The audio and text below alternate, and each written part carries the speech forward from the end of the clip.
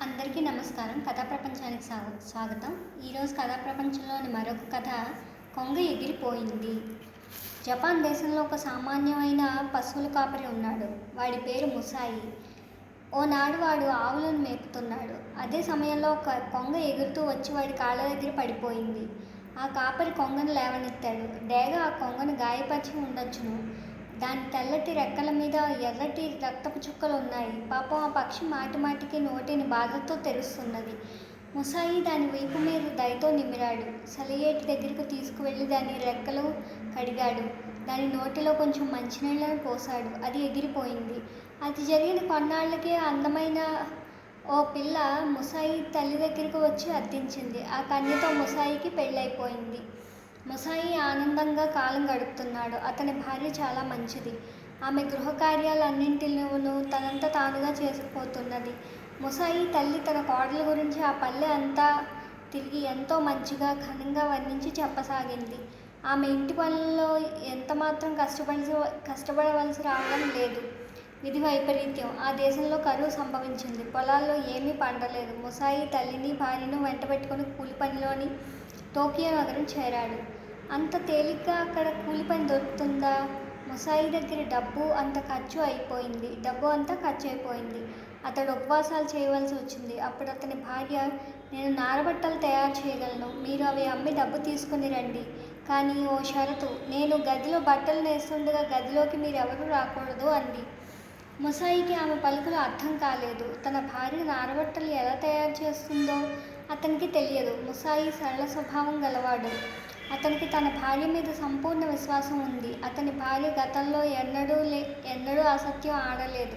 పైగా తన దగ్గర డబ్బులు కూడా లేవు. ఏదో రకంగా డబ్బులు ఉంటేనే జీవనం గడుస్తుంది. ముసాయి భార్య అభిప్రాయాన్ని మౌనంగా అంగీకరించాడు. తనను ఆమె ఏమీ అడగనప్పుడు ఆమె అభిప్రాయాలతో ఏకీభవించడంలో నష్టం ఏముంది? అతడు తన తల్లికి కూడా చెప్పాడు. అమ్మ, నా భార్య గది తలుపులు వేసుకుని పనిచేస్తుంటే నువ్వెన్నడూ ఆమెను పిలవకూడదు, గదిలోకి వెళ్ళకూడదు అని. పాల వంటి తెల్లని నారబట్టలను మిలమిలలాడేలా పట్టుబట్టల వలె ఆమె తయారు చేసి ఇస్తున్నది. మెరిసే ఆ బట్టలు అత్యంత కోమలంగా ఉన్నాయి. ఆ దేశాన్ని పరిపాలించే మికోడే రాజు ఆ నారబట్టలను కొన్నాడు. ముసాయికి స్వర్ణ ముద్రలు లభించాయి.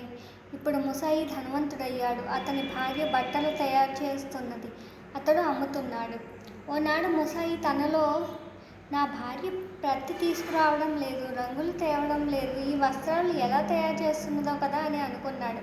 ముసాయి ఓనాడు రహస్యంగా కిటికీ సందులో నుండి చూశాడు. అతని భార్య గది తలుపులు అప్పటికే బంధించి ఉంచింది.